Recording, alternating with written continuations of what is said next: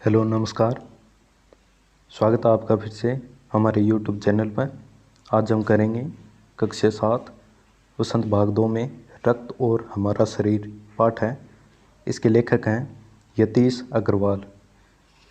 इसमें एक डॉक्टर होते हैं, वो जो मरीजों को देखते हैं और रक्त की महिमा बताते हैं कि रक्त क्या होता है और किस किस में काम होता है और रक्त की कमी से क्या क्या रोग पैदा हो जाते हैं और हमें क्या क्या सावधानी बरतनी चाहिए, उन सभी का जिक्र किया गया है इसमें। दिव्या अनिल की छोटी बहन है। यूँ तो वह शुरू से ही कमज़ोर है, लेकिन इधर कुछ दिनों से उसे हर समय थकान महसूस होती रहती है। मन किसी काम में नहीं लगता। भूख भी पहले से कम हो गई है, यानी कि खानों पीनों बहुत ही कम करने ला रही है। अस्पताल में उसे डॉक्टर ने देखा तो कहा, लगता है दिव्या के शरीर में रक्त की कमी हो गई है। रक्त मतलब खून की कमी होगी। जांच कराकर देखते हैं, यानी जांच से पता लगेगा। यह कहकर उन्होंने दिव्या को रक्त की जांच के लिए पास के कमरे में भेज दिया। वहां अनिल को अपनी ही जान पहचान की डॉक्टर दीदी दिखाई दी। डॉक्टर दीदी ने कहा, कहो अनिल, कैसे आना हुआ? अनिल ने बताया कि डॉक्टर ने दिव्या को खून की जांच के लिए आपके पास भेजा है। इतना सुनते ही डॉक्टर दीदी ने दिव्या की उंगली से रक्त की कुछ बूंदें एक छोटी सी शीशी में डाल ली और स्लाइड पर लगा दी। यानी कि थोड़ा सो खून काटे आंगली को, हर एक कांच को पतली सी स्लाइड ही बीम पर लगा दी। फिर अनिल से बोली, अनिल, तुम कल अस्पताल से रिपोर्ट ले जाना। अगले दिन अस्पताल पहुंचकर अनिल ने डॉक्टर दीदी के कमरे के दरवाजे पर दस्तक दी। भीतर से आवाज़ आई, आ जाओ। दस्तक दी यानी कि भट्ठा पूग गयो कमरे कने, आवाज़ लगाई। अनिल ने कमरे में प्रवेश किया तो पाया डॉक्टर दीदी सूक्ष्मदर्शी द्वारा एक स्लाइड की जांच कर रही है। सूक्ष्मदर्शी यानी कि छोटी जमा बारीक वस्तुआं देखन भी यूँ बड्डो देखी छे, माछी सूक्ष्मदर्शी कहलावे। दीदी के इशारे से वह पास रखी कुर्सी पर बैठ गया। स्लाइड की जांच पूरी होने पर डॉक्टर दीदी ने साबुन से हाथ धोए और तौलिए से पूछती हुई बोली, अनिल, दिव्या को एनीमिया है। एनीमिया यानी कि खून की कमी होना रोग है। चिंता की बात नहीं, कुछ दिन दवा लेगी तो ठीक हो जाएगी। अनिल के मन में जिज्ञासा हुई। वह बोला, दीदी, एक सवाल पूछूं? हाँ हाँ, क्यों नहीं, डॉक्टर दीदी ने कहा। एनीमिया से आपका क्या मतलब है दीदी? उसने पूछा। यह जानने के लिए तुम्हें रक्त के बारे में जानना होगा, डॉक्टर दीदी ने कहा। फिर बोली, अनिल, देखने में रक्त लाल द्रव के समान दिखता है, यानी कि लाल रंग जो पदार्थ हुआ घोल हुआ बिंग समान दिखे, किंतु इसे सूक्ष्मदर्शी द्वारा देखें तो यह भानुमति के पिटारे से कम नहीं। यानी कि जी तरिया भानुमति के पिटारा में बहुत सी चीज़ां हुआ भी, रक्त में भी बहुत चीज़ां हैं। मोटे तौर पर इसके दो भाग होते हैं। एक भाग वह जो तरल है, जिसे हम प्लाज्मा कहते हैं, यानी पानी तरिए हैं। दूसरा वह जिसमें छोटे बड़े कई तरह के कण होते हैं, कुछ लाल, कुछ सफ़ेद और कुछ ऐसे जिनका कोई रंग नहीं, जिन्हें बिंबाणु या प्लेटलेट कण कहते हैं। अब कई बार कह देने का कई अंगी का प्लेटां घट गई, वो है प्लेटलेट। ये कण प्लाज्मा में तैरते रहते हैं। इतना कहकर डॉक्टर दीदी ने सूक्ष्मदर्शी के नीचे एक स्लाइड लगाई, उसे फोकस किया और बोली, देखो अनिल, सूक्ष्मदर्शी द्वारा जो कण तुम्हें दिखाई दे रहे हैं, ये है लाल रक्त कण। स्लाइड देख मानो आश्चर्य से उछल पड़ा अनिल, यानी अचंभित हो गया वो। रक्त की एक बूंद में इतने सारे कण, इसकी तो वह कल्पना भी नहीं कर सकता था। वह बोला, इन्हें देखकर तो ऐसा लग रहा है मानो बहुत सी छोटी छोटी बालूशाही रख दी गई। बालूशाही खाने की एक वस्तु है, खाने में मिठाई एक है। हाँ, दीदी बोली, लाल कण बनावट में बालूशाही की तरह ही होते हैं, गोल और दोनों तरफ अवतल यानी बीच में दबे हुए और बारों उठेड़ा। रक्त की एक बूंद में इनकी संख्या लाखों में होती है।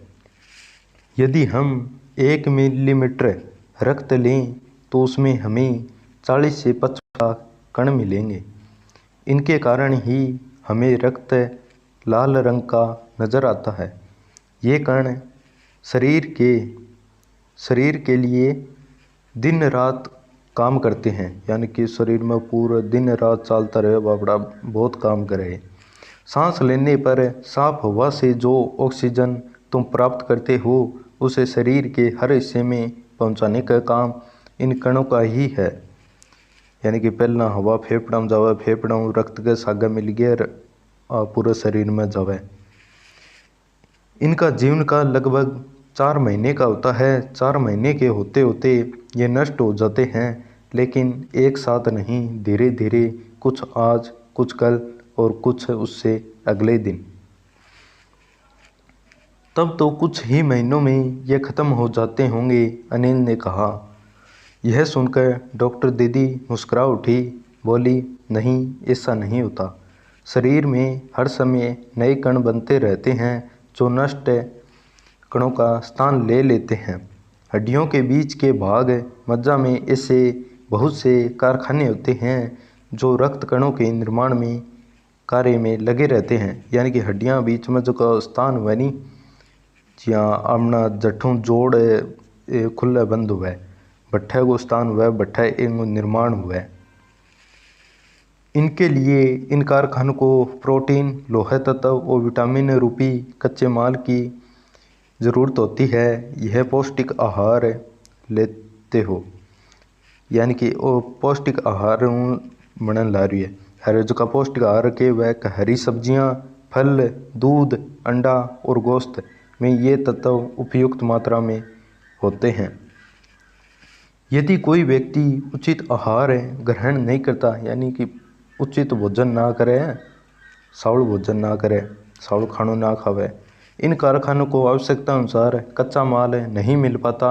नतीजा यह होता है कि रक्त कण बन नहीं पाते, रक्त में इनकी कमी हो जाती है।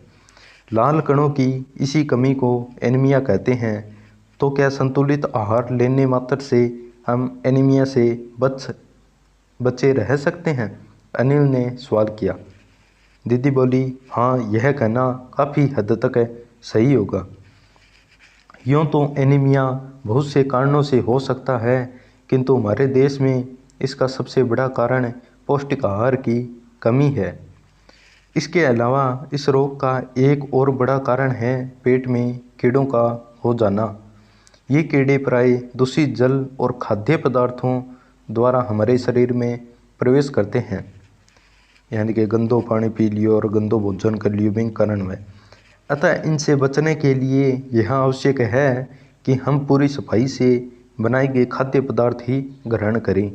भोजन करने से पूर्व अच्छी तरह हाथ धो लें और साफ पानी ही पिएं। यानी कि अगर आप बाहर जाके भी आया तो हाथ अच्छी तरह धोना चाहिए, बाहर का कीटाणु हुआ। और हाँ अनिल, एक किस्म के कीड़े भी होते हैं जिनके अंडे ज़मीन की ऊपरी सतह में पाए जाते हैं। यानी कि एक ऐसा भी कीड़ा हुआ जिसका ज़मीन का ऊपरी सतह पर अंडा देवा। इन अंडों से उत्पन्न हुए लार्वे, यानी कि जिसका छोटा बच्चा हुआ है, त्वचा के रास्ते शरीर में प्रवेश कर आंतों में अपना घर बना लेते। त्वचा रास्ता प्रवेश कर अपन दिक्कत बात को नहीं, क्योंकि बहुत छोटा नाना हुआ है, और अपनी आंत में जाके घर बना लिया और फिर वो पेट दर्द वगैरह शुरू हो जाए सारो। इनसे बचने का सहज उपाय है, शौच के लिए हम शौचालय का ही प्रयोग करें और इधर उधर नंगे पैर न घूमें। दीदी, यह तो बहुत ही महत्वपूर्ण बात बताई आपने, अनिल बोला। वह पल भर सोच में डूबा रहा, फिर बोला, आपने बताया था कि रक्त में सफ़ेद कण और बिंबाणु यानी प्लेटलेट कण भी होते हैं। शरीर में उनका क्या काम है? यानी कि एक काम करे है, लाल रक्त तो ठीक है, मैं समझियो। दीदी बोली, सफ़ेद कण वास्तव में हमारे शरीर के वीर सिपाही हैं। जब रोगाणु शरीर पर धावा बोलने की कोशिश करते हैं तो सफ़ेद कण उनसे डटकर मुकाबला करते हैं और जहाँ तक संभव हो पाता है रोगाणुओं को भीतर घर नहीं करने देते।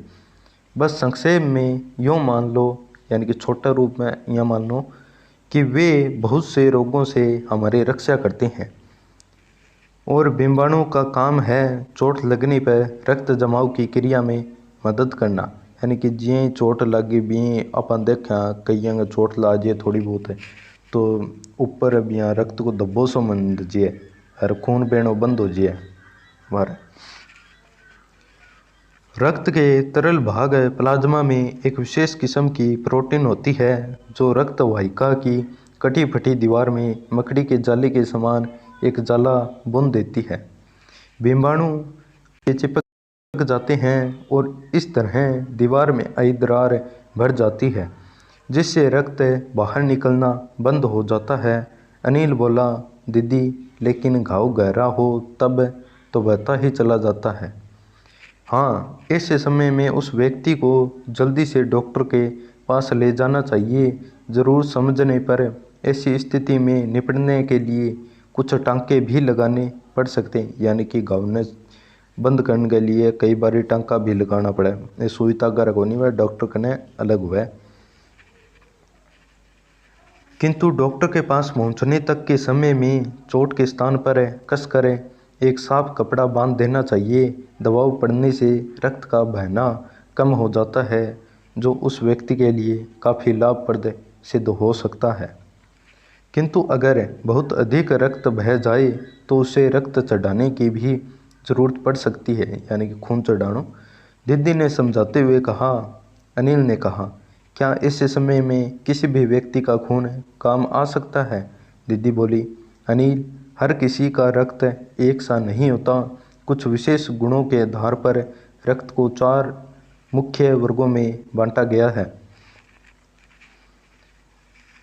यानी कि ए और बी, ए बी और ओ अंग आधार पर बांटा है। हम प्लस माइनस हो वगैरह। फिर जरूरतमंद व्यक्ति के रक्त समूह की जांच करने के बाद उसे उसी रक्त समूह का रक्त चढ़ाया जाता है। जी हाँ, एक रोगी को या आप मान लिया जगह के चोट लागेड़ी है, बे में रक्त कम है, बिंगो ए पॉजिटिव है यानी कि ए प्लस है, तो बी व्यक्ति नहीं ढूंढांगा आप जगह व्यक्ति को ए प्लस या ए पॉजिटिव खून हुआ गो बिंगो ही चढ़ाई जाए और को कौन चढ़ाई जाए, मेन बात है। लेकिन ज़रूरत के समय यदि उस रक्त समूह का कोई व्यक्ति मिले ही नहीं, तब अनिल ने पूछा। अनिल बहुत बड़ा सवाल करने ला रही है। ऐसी आपात स्थिति के लिए ही ब्लड बैंक बनाए गए हैं, यानी कि खून का भंडार के लिए छठा बैंक हुआ, जहाँ अपर लो बैंक हुआ, बी ओ बैंक हुआ। प्राय हर बड़े अस्पताल में इस तरह के बैंक होते हैं जहाँ सभी प्रकार के रक्त समूहों का रक्त तैयार रखा जाता है। किंतु इन ब्लड बैंकों में रक्त का भंडार सुरक्षित रहे, इसके लिए यह आवश्यक है कि हम समय समय पर रक्तदान करते रहें। दीदी ने कहा, है खून को भी दान करना चाहिए, खून भी दान हुआ है। क्या मैं भी रक्तदान कर सकता हूँ? अनिल ने पूछा। नहीं, अभी तुम छोटे हो। 18 वर्ष से अधिक उम्र के स्वस्थ व्यक्ति ही रक्तदान कर सकते हैं। एक समय में उनसे लगभग 300 मिलीमीटर रक्त ही लिया जाता है। प्राय यह समझा जाता है कि रक्तदान करने से कमजोरी हो जाएगी, किंतु यह विचार बिल्कुल निराधार है, यानी कि बिल्कुल ही गलत है। हमारा शरीर इतना रक्त तो कुछ ही दिनों में बना लेता है, वैसे भी शरीर में 5 लीटर खून होता है। इसमें से यदि कुछ रक्त किसी ज़रूरतमंद व्यक्ति के लिए जीवन दान बन जाए तो इससे बड़ी बात क्या होगी? दीदी समझाते हुए बोली, फिर तो बड़ा होने पर मैं नियमित रूप से रक्तदान किया करूंगा। अनिल ने कहा। शाबाश अनिल, डॉक्टर दीदी ने अनिल की पीठ ठोकते हुए कहा। यानी भी शाबाशी मिल गई लास्ट में, कई इतना सवाल पूछ लिया था।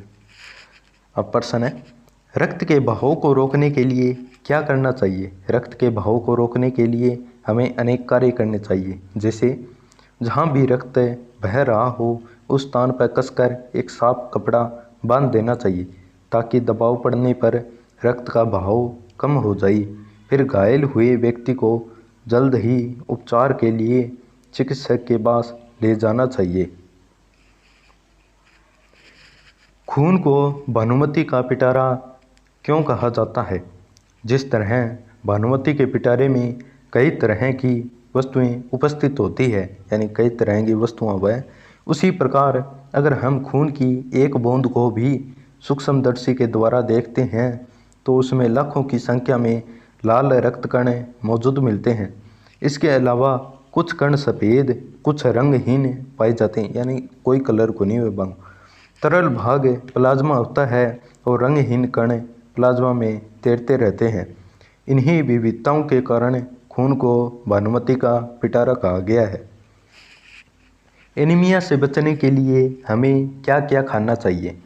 जब हमारे शरीर को उचित पौष्टिक आहार नहीं मिल पाता हो, यानी बढ़िया तरीका खाना ना मिले शरीर की आवश्यकता अनुसार, यहाँ को नहीं आपनो जी चल जाएगा आप वो खा लिया वो खा लिया, ना वो आवश्यकता अनुसार, शरीर की आवश्यकता अनुसार, अपनी आवश्यकता अनुसार ना, तो हमारे शरीर में रक्त का निर्माण बंद होने लगता है और शरीर में खून की कमी होनी शुरू हो जाती है। रक्त में होने वाले लाल कणों को, इस कमी को एनीमिया कहा जाता है।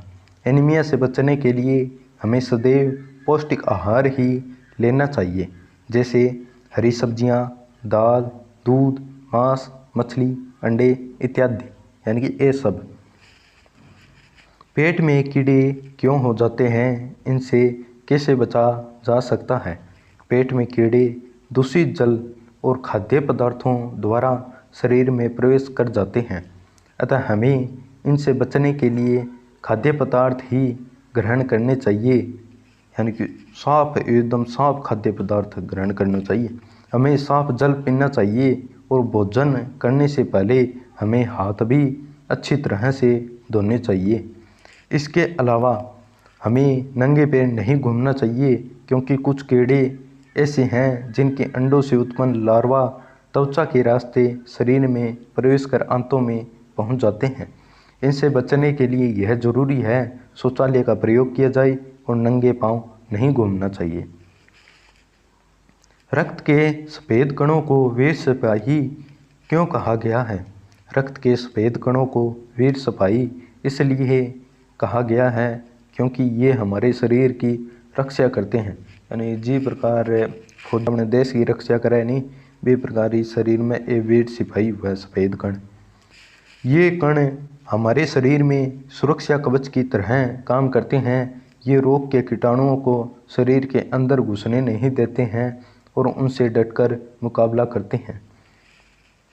ब्लड बैंक में रक्तदान से क्या लाभ है? ब्लड बैंक में रक्तदान से यह लाभ है, इस दान में दिए गए रक्त को सुरक्षित रूप में रखा जाता है। किसी भी व्यक्ति को रक्त की ज़रूरत पड़े तो उसके लिए किसी भी रक्त समूह को रक्त वहां से लिया जा सकता है। इस प्रकार आपातकालीन स्थिति में ज़रूरतमंद व्यक्ति की जान बचाने में ब्लड बैंक में किया हुआ रक्तदान काम आ जाता है। ब्लू बेबी क्या है? नवजात शिशु का हृदय अगर कमज़ोर होता है तो उसे पर्याप्त मात्रा में ऑक्सीजन नहीं मिल पाती, यानी कि पूरी तरह बिन सांस को नहीं आवा बढ़िया तरीकों, और फिर धीरे धीरे उस बच्चे का शरीर पीला पड़ने लग जाता है, क्योंकि ऑक्सीजन की कमी के कारण खून सही रूप से पूरे शरीर में प्रवाहित नहीं हो पाता और उसी की वजह से बच्चे का रंग नीला पड़ जाता है। इसी को ब्लू बेबी कहा जाता है। रक्त के जमाव की क्रिया में बिंबाणु या प्लेटलेट का कार्य क्या है? रक्त के जमाव की क्रिया में बिंबाणु की प्रमुख भूमिका होती है, क्योंकि जब हमारे शरीर पर यदि कोई चोट लग जाती है या शरीर के किसी अंग में कोई जख्म हो जाता है तो रक्त के तरल भाग यानी प्लाज्मा में एक विशेष किस्म की प्रोटीन होती है जो रक्त वाहिका की कटी फटी दीवार पर जाला बुन देती है, यानी कि पूरी तरह बिन ढक देवा है। बिंबाणु इसी जाल में चिपक जाते हैं और इस तरह दीवार में आई दरार को भर देते हैं, जिससे रक्त का बहना बंद हो जाता है।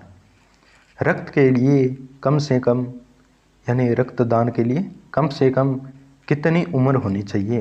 रक्तदान करने के लिए कम से कम आयु 18 की तो होनी चाहिए, यानी कि 18 साल को टाबर है, यानी 18 साल होने तक वो टाबर रक्तदान को नहीं कर सके, 18 साल बाद में कर सके। कितने समय के बाद दोबारा रक्तदान किया जा सकता है? आप जब रक्तदान करते हैं तो आप अगले दिन ही रक्तदान को दोबारा नहीं कर सकते, तो इसके लिए एक समय सीमा बनाई गई है। जैसे कोई व्यक्ति आज रक्तदान करता है तो वह आज के 6 महीने बाद ही दोबारा रक्तदान कर सकता है। कम कम 6 महीने का टाइम चाहिए। क्या स्त्री का रक्त पुरुष को चढ़ाया जा सकता है? हाँ, स्त्री का रक्त पुरुष को चढ़ाया जा सकता है, यानी कि इनमें लिंग भेद को कोई मतलब को नहीं है। कब स्त्री है वो पुरुष है, यानी वो आदमी बाल गई, कोई मतलब को नहीं। 4 प्रकार हुआ है, ए बी, ए बी और ओ। हम पॉजिटिव नेगेटिव हुआ है, जहाँ ए पॉजिटिव ए नेगेटिव है, ओ पॉजिटिव है, ए बी प्लस है, यानी ए बी पॉजिटिव है, ओ पॉजिटिव है, ओ नेगेटिव है। ये प्रकार हुआ है। अंग ही मिले जुला प्रकार चटास्क है। शरीर के किसी अंग में अचानक रक्त संचार रुक जाने से क्या क्या परिस्थितियां उत्पन्न हो जाती है? शरीर के किसी अंग में अगर अचानक रक्त संचार बंद हो जाता है तो शरीर का वह अंग सही रूप से काम करना बंद कर देता है। कभी कभी तो समस्या इतनी गंभीर उत्पन्न हो जाती है कि जिस स्थान में रक्त संचार नहीं होता वहाँ पर रुके हुए खून में जहर फैलना शुरू हो जाता है और उस अंग को काटने तक की नौबत भी आ जाती है, यानी कि पूरो खराब हो जाए वो अंग। जब डॉक्टर कहवा अगर जल्द वो ना काटे तो तेरे पूरे शरीर में जहर फैल जाएगा और तू तेरो हैप्पी बर्थडे हो जाएगा। आ बात क्या है।